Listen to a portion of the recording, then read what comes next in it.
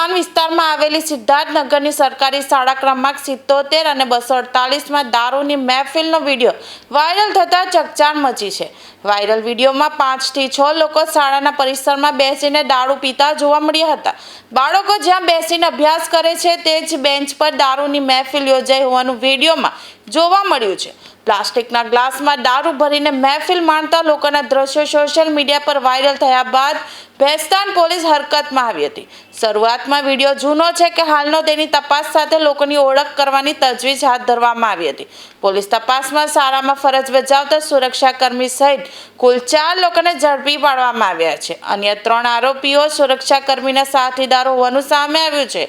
પોલીસે viral video અને અન્ય પુરાવાના આધારે કાર્યવાહી કરી ચારેયને ઝડપી પાડ્યા હતા। આ મામલે ભેસ્તાન પોલીસે દારૂની મહેફિલ અંગે ગુનો નોંધી વધુ કાયદેસરની કાર્યવાહી હાથ ધરી છે।